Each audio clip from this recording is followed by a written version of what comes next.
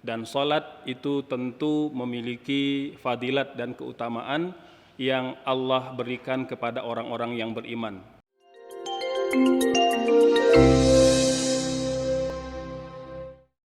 Kita akan menguraikan tentang 5 fadilat utama salat, ya. Bahwa ketika kita berbicara salat merupakan kewajiban yang ditetapkan oleh Allah Subhanahu wa taala kepada orang-orang yang beriman. Dan salat itu tentu memiliki fadilat dan keutamaan yang Allah berikan kepada orang-orang yang beriman. Diuraikan paling tidak ketika kita berbicara tentang keutamaan ataupun fadilat salat, maka ada 5 perkara yang menjadi keistimewaan salat. Yang pertama, salat itu adalah benteng dari dosa dan kemaksiatan. Ini seperti mana yang Allah isyaratkan dalam Al-Quran, surah Al-Ankabut, surah yang ke-29, ayat 25, Allah berfirman, A'udzubillahi minasyaitonirrajim, Innas salata tanha anil fahsya'i wal munkar. Bahwa sesungguhnya salat itu pasti mencegah dari perbuatan keji dan perbuatan mungkar. Perbuatan keji, segala dosa kemaksiatan yang kita lakukan karena dorongan syahwat, adapun kemungkaran, segala dosa kemaksiatan yang boleh jadi berdampak buruk kepada orang-orang di sekeliling kita.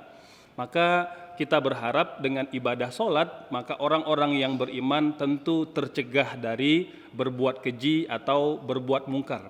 Maka harusnya kita memang introspeksi, apakah salat kita sampai hari ini sudah menjadi benteng, sudah menjadi batas antara kita dan perbuatan maksiat. Jika hal itu sudah mampu mencegah perbuatan keji, perbuatan mungkar, maka bersyukurlah kepada Allah Subhanahu wa taala atas anugerah yang luar biasa itu. Namun apabila salat kita pada hari ini belum mampu, ya, mengantarkan kita tercegah dari perbuatan keji dan perbuatan mungkar, maka ada yang perlu kita koreksi, ada yang perlu kita perbaiki dari salat kita. Yang kedua, muslimin muslimat yang dirahmati Allah Subhanahu wa taala, salat yang benar, salat yang khusyuk itu pasti menenteramkan. Karena ini dijanjikan oleh Allah dalam Al-Quran surah ke-13, surah Ar-Ra'du ayat 28, Allah berfirman, ala bidzikrillahi tatmainnul qulub. Dan bukankah dengan zikir kepada Allah akan menenteramkan hati, ya. Allah mengatakan bahwa zikir itu menenteramkan hati, dan ibadah salat itu merupakan zikir yang tertinggi yang dilakukan oleh orang-orang yang beriman kepada Allah Subhanahu wa taala, seperti mana yang Allah firmankan dalam Al-Quran, aqimis salata li dzikri, dirikanlah salat dalam rangka ingat kepada Allah Subhanahu wa taala. Maka orang-orang yang beriman itu sejatinya adalah mereka yang tentram hatinya karena mereka menjalankan perintah Allah berupa ibadah salat fardu yang kita lakukan sehari dan semalam dalam 5 kali. Maka ini tentu juga menjadi introspeksi bersama kepada kita. Sudahkah salat kita itu menenteramkan? Sudahkah salat kita itu menenangkan atau mengantarkan hati kita kepada ketenangan? Hadirin muslimin muslimat yang dirahmati Allah Subhanahu wa taala, oleh sebab itu setiap kali baginda Rasul sallallahu alaihi wasallam memerintahkan Bilal untuk azan, maka beliau mengatakan, ya Bilal, arihna bis salah. Wahai Bilal, istirahatkan hati kami dengan salat. Karena Nabi mengajarkan kepada kita bahwa sejatinya salat itu adalah sumber ketenangan bagi orang-orang yang beriman. Maka kalau kita menghadapi kegalauan, kesedihan, maka tiada solusi lain melainkan datang kepada Allah, kemudian melakukan ibadah salat kepadanya. Dengan begitu insya Allah hati kita akan tentram, hati kita akan ditenangkan oleh Allah Subhanahu wa taala. Yang ketiga, muslimin muslimat yang dikasih Allah Subhanahu wa taala, antara fadilat ibadah salat adalah dimudahkan urusan dan dilapangkan rezeki. Ini seperti mana yang Allah sebutkan dalam Al-Quran surah yang ke-65 ayat kedua. Allah berfirman, A'udzubillahi minasyaitonirrajim, wa may yattaqillaha yaj'al lahu makhraja wa yarzuqhu min haitsu la yahtasib. Kata Allah, barang siapa yang bertakwa kepada Allah, maka akan diberikan jalan keluar akan diberikan solusi atas segala persoalan yang dihadapinya.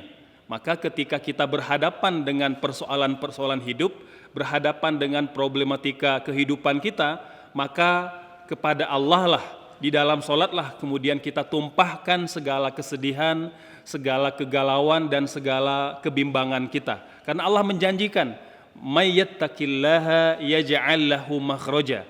Barang siapa yang bertakwa kepada Allah, maka Allah akan jadikan untuknya jalan keluar atas segala persoalannya. Muslimin muslimat yang dikasih Allah Subhanahu wa taala, perkataan makhraja pada ayat ini Allah datangkan dalam bentuk nakirah. Artinya bahwa solusi yang Allah berikan itu tidak semata-mata pada persoalan tertentu saja, tapi apa saja persoalan yang kita adukan kepada Allah Subhanahu wa taala, maka Allah telah siapkan solusinya. Allah telah siapkan jalan keluarnya. Maka ketika kita merasa tidak mendapatkan jalan keluar, tidak mendapatkan solusi lain, maka larilah, kembalilah kepada Allah, tumpahkan segala persoalan kita di hadapan Allah Subhanahu wa taala agar kita diberikan jalan keluar. Bahkan Allah mengatakan wa yarzuqhu min haitsu la yahtasib. Orang-orang yang beriman yang senantiasa mendirikan salat, Allah akan cukupkan rezeki untuk mereka bahkan dari jalan yang tidak mereka sangka-sangka. Ya, jika pada hari ini banyak orang yang kemudian bekerja luar biasa, jungkir balik, ya, berangkat pagi pulang malam, ya, atau berangkat malam pulangnya pagi dalam rangka mengejar rezeki, maka Allah mengatakan kepada orang-orang yang beriman bahwa ketika rezeki itu dicari, jangan lupa ingat kepada Allah Subhanahu wa taala. Justru ketika ikhtiar kita mencari rezeki itu kita sempurnakan dengan ibadah salat, maka insya Allah ya rezeki itu akan Allah berikan bahkan dari jalan-jalan yang tidak kita sangka-sangka. Hadirin muslimin muslimat yang dikasih Allah Subhanahu wa taala, salat itu melapangkan rezeki serta memberikan jalan keluar atas segala persoalan kita. Yang keempat, Allah juga menjanjikan bagi orang-orang yang beriman yang konsisten mendirikan salat, maka akan dikabulkan doa-doa mereka, akan dikabulkan permintaan-permintaan mereka. Ini seperti mana yang Allah gambarkan dalam cerita Nabi Zakaria. Ketika kita tahu beliau di usia yang sepuh, ya, kemudian belum dikaruniai seorang anak pun, ya, dan di waktu yang sama istri beliau itu divonis oleh dokter ketika itu mandul, tidak bisa melahirkan anak atau keturunan. Namun Nabi Zakaria tidak pernah putus asa, tidak pernah putus harapan. Justru beliau datang kepada Allah, melakukan salat dan berdoa kepada Allah. Seperti mana yang Allah gambarkan dalam surah Ali Imran, surah yang ketiga, ayat 38 dan 39. Hunalika da'a Zakaria rabbah. Dan ketika dalam kondisi itulah kemudian Nabi Zakaria datang kepada Allah meminta solusi, meminta diberikan anugerah oleh Allah Subhanahu wa taala berupa keturunan. Apa kata Nabi Zakaria? Qala rabbi habli min ladunka zurriyatan thayyibah. Ya Rabb, ya, anugerahkan kepadaku, ya, keturunan yang baik dari sisimu.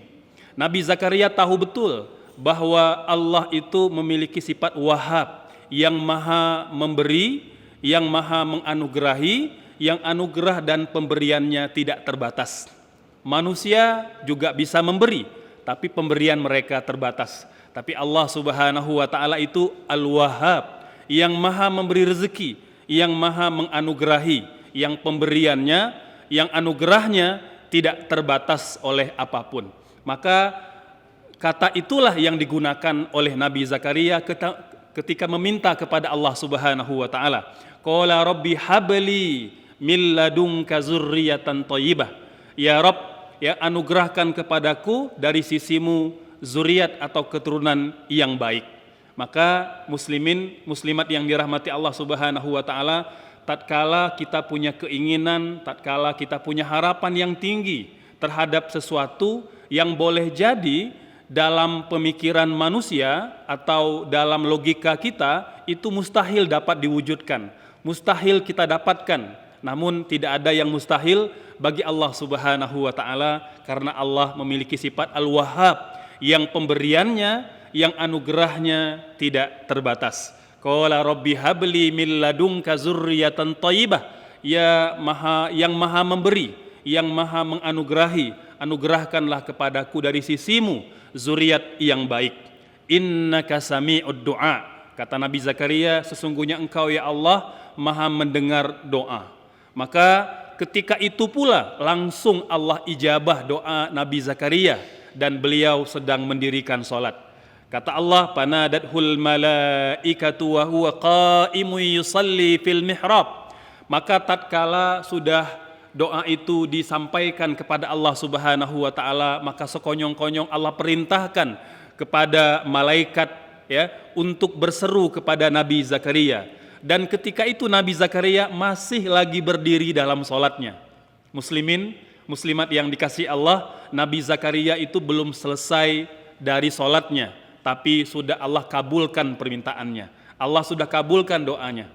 Sementara kita boleh jadi sudah sering kita berdoa kepada Allah Subhanahu wa taala dan mengakhiri salat kita ya, bahkan mungkin puluhan kali, ratusan kali, tapi mengapa Allah belum mengabulkan permintaan kita? Boleh jadi karena doa kita itu belum memenuhi kriteria sebagai doa yang layak untuk dikabulkan oleh Allah Subhanahu wa taala. Maka kita harus belajar bagaimana agar ibadah salat kita itu memiliki kekuatan mengabulkan doa dan menjadikan Allah memenuhi semua permintaan kita seperti mana yang Allah berikan kepada Nabi Zakaria. Beliau belum lagi selesai salatnya sudah Allah kabulkan permintaannya. Allah berkata melalui lisan malaikatnya, wa huwa qa'imu yusalli fil mihrab annallaha yubashshiruka.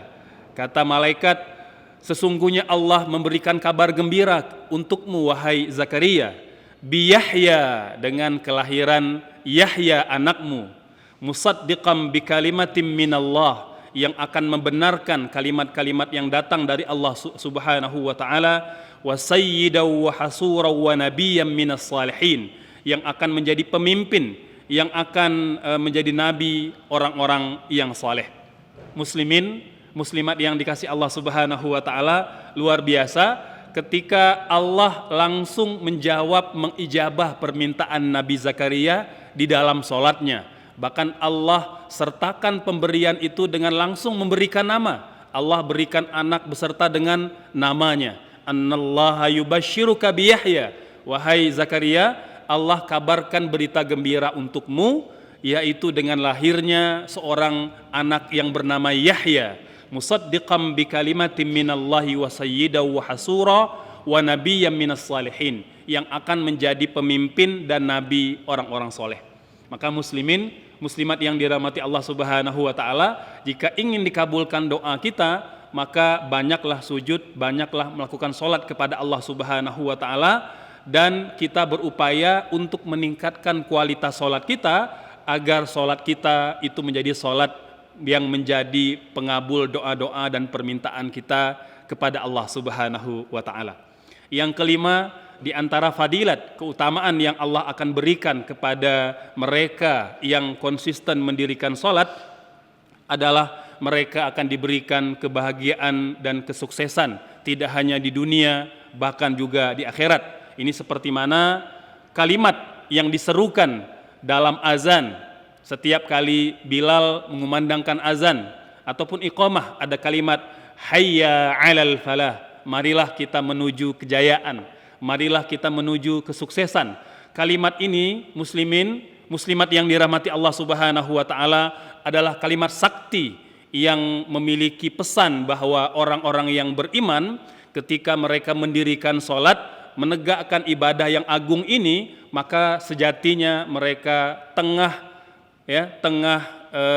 menuju kesuksesan dan kebahagiaan yang tidak hanya di dunia tetapi juga di akhirat. Bahkan ini kemudian Allah abadikan dalam Al-Quran, surah ke-23, surah Al-Mu'minun, ayat 1 dan ayat 2, ketika Allah menggambarkan kebahagiaan orang-orang yang beriman. A'udzubillahi minasyaitonirrajim. Bismillahirrahmanirrahim. Qad aflahal mu'minun. Sungguh telah sukses dan telah bahagialah orang-orang yang beriman. Siapa mereka? Alladzina hum fi salatihim khashi'un, yang mana mereka khusyuk dalam salat mereka. Maka ayat ini menjelaskan kepada kita bahwa orang-orang yang beriman, maka mereka itu yang khusyuk dalam salatnya akan mendapatkan kesuksesan dan kebahagiaan, bahkan tidak hanya di dunia tetapi juga di akhirat. Maka ketika kita punya impian yang kita inginkan dalam kehidupan kita, baik itu sukses di kehidupan dunia ataupun kehidupan akhirat, maka tidak ada solusi lain selain datang kepada Allah dalam solat kita, memperpanjang sujud-sujud kita, meminta kepada Allah Subhanahu wa Ta'ala, karena memang orang-orang yang beriman yang senantiasa khusyuk dalam solatnya layak untuk mendapatkan sukses dan mendapatkan kebahagiaan di dunia maupun di akhirat.